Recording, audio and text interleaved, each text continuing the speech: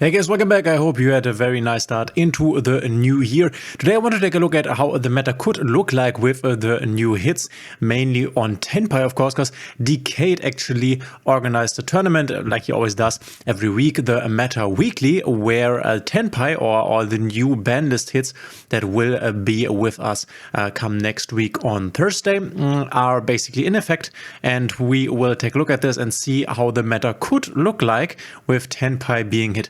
One thing that is very important to note here is that obviously we do not have Fuvalos and Purulia right now, and we also don't have the X archetype, the one archetype that we don't know which also will come in January. So there's one basically archetype missing probably that we will get in January. So a bit more leaks are to come for the January pack. Hoping for Fiendsmith here, honestly, but obviously when you get the Purulia and the Fuvalos, this will change how strong Tenpai will be. This will definitely make Tenpai stronger, which is also because, which is also why basically we got these hits on Tenpai, the Chandra 2-1 and the Field Spell 2-1. So we have Dkayed Meta Weekly 134, and you can see right here, and that's very interesting, we have Voices Voice at the top with 3 represented decks.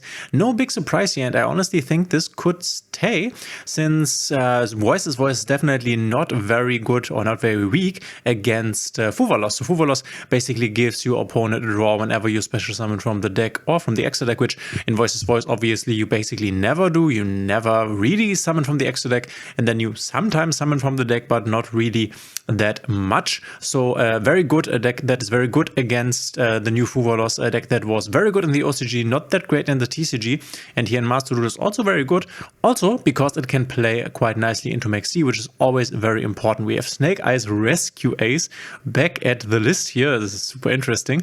Then we can see we have Armed Dragon, which we will see in a moment, Branded Centurion, Chimera, Ritual Beast, Salamangreat, Snake Eye Fire King, Sprite, Temper Dragon, and Jubel. So a very diverse meta, very interesting here. And as I already said, I think Voices Voice could be a deck that will stay at the top, even with the basically revelation of the Purulia and the Fuvalos, depending on whether we will get the Fiendsmith stuff, obviously, because the Fiendsmith version is very strong and will definitely push decks like Snake Eyes Rescue Ace, Snake Eyes Fire King, and Jubel, and then also Memento back up to the top.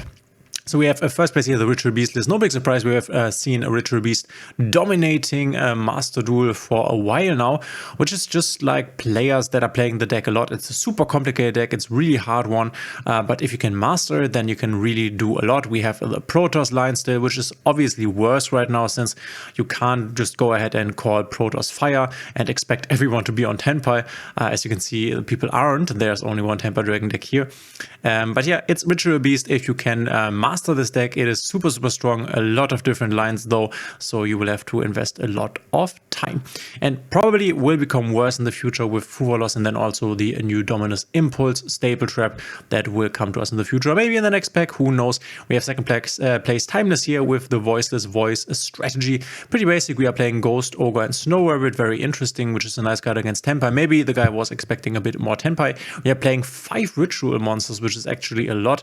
I definitely do like the Order Pendulum Graph Dragon, since this is like an inherent summon negate. This is the spell and negate. So depending on what your matchup is, you can definitely choose whatever is more useful to you. I like the Nadir Servant package, definitely. This is worse if we are in a meta where there is a deck that has really insane stuff in the extra deck that it wants to dump to the graveyard. But right now we don't really have it besides Voices Voice, so it's nice to play this, but this is also a bit meta dependent. So for example, against Branded, you would never want to activate this if you can avoid it. You have the Voices Voices here, another Voices Voices, once again, with 5 Ritual monsters here, not playing the Ghost Ogre, and this list isn't even playing Maxi, which is crazy. Maxi, I don't understand how any list cannot play Maxi. This card is just too good and will stay super good. Hopefully getting the ban soon with the introduction of Fuvalos and Purulia, but we will see. There is Sprite again with the Hero Kit line here, and the Takatomborg, a 60 card list. Yeah, Sprite is back. Simon Archfiend's a very interesting card here, which basically says this turn neither player can special summon monsters with the same card types, Ritual Fusion, Synchro, X-Verse, or Link they already control. It's kind of like a dimensional barrier for links also. So if your opponent controls a Link monster, then you can activate this, and then you can no longer summon Link monsters. Another Voices Voice list, the third one, once again with a lot of rituals, this time around only 4. You can play Summon Limit, you can play There Can Be Only One, and I would definitely suggest doing this since these are very strong and game-ending floodgates. Yep, you can play them, you can play under them with this deck, and as I already said, I think this will only become better come Fuvalos. And then we have the Chimera list here, obviously with the introduction of the Diabelsi and the recent introduction of the Nightmare Apprentice, a very good deck that is very strong right now. We have the Snake Eyes lists here combined with the Melodious engine. We've seen this in the TCG for a while, but didn't really made it there. It was played, I think, for one YCS or for a few big tournaments for 1 or 2 weeks. And then basically was gone. There's the new Angel statue, Azurun, together with the Rabbit. If we ever see the Appaloosa Bow of the Goddess going to Forbidden, there will definitely be more decks playing the Rabbit, since it is a very good replacement. We have the Jubel here with a Kashtira engine. Can definitely see this. The Kashtira engine is super nice. Fenrir and Unicorn, especially Unicorn, are just insane cards, especially in a meta where there are a lot of one-offs in the extra deck, which this is not the meta for Unicorn to be really insane, but there will definitely come a time. And then we have the Snake Eyes Fire King list. No big surprises, is still a very strong deck. A bit inconsistent, has become a bit inconsistent over time, but we have triple Diabellstar and triple Fire King Courtier Volcanix to basically balance this out a bit, so that's fine. We have the Kikinagachi Fucho, which, if you're wondering, that's basically anti-Tenpai. If you have 2 level 1 monsters left, you can use it. And then once per turn, you can quick effect detach 2 materials from this card for the rest of this turn. This cannot be destroyed by battle. Also, you take no battle damage from attacks involving this card.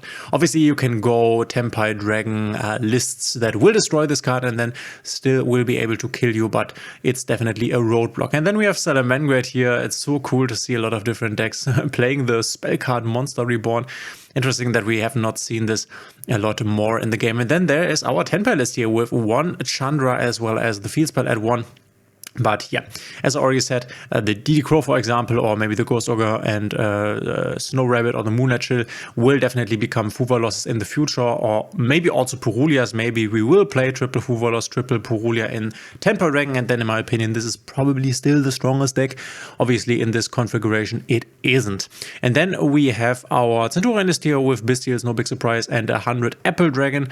Also interesting here, will definitely be stronger in the future. And there's our Snake Eye Rescue Ace list with Tenpai Dragon also in here. Crazy mix of different cards, but makes sense because you can just use your first engine, that being the Rescue Ace engine or the Snake Eyes engine, and your opponent maybe uses all the interruptions on this engine, and then you have your Tenpai engine left to kill your opponent, which you basically only need these 3 monsters for. So that's quite nice. And then we have Dragon Ruler here with Dark Armed stuff and Armed Dragon stuff.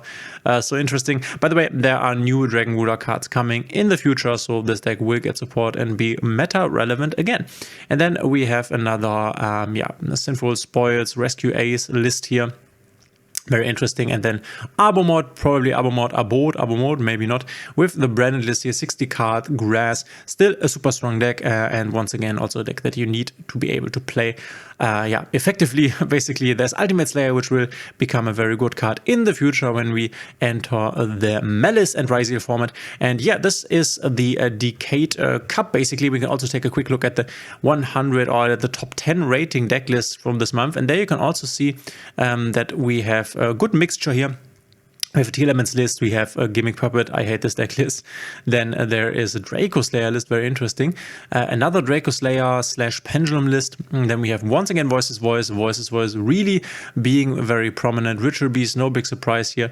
And then a Jubel list. So this will be very interesting seeing how the meta will develop with the introduction of the Fuvalos and Purulia. And obviously we will have to wait until we know the last remaining archetype that will be added in January. Hopefully Fiendsmith, this would definitely hit Tenpai in a sense that you will not see a lot of Tenpai anymore, but maybe this Tenpai Fiendsmith list that is running around in the TCG right now very interesting times to play the game. Also, there's February coming, which with the anniversary of the game, they always release something very impactful and cool. So yeah, this will be a very interesting few months now at the beginning of the new year for Master Duel. Let me know in the comments what you think of this development. Are you happy with the introduction of the Mulch armies? Are you happy depending on how the meta looks right now? What do you think here? Do you like more diverse metas, or do you like a bit more tier 1 metas? Let me know in the comments. Thanks for being here, and we will see each other in the next one.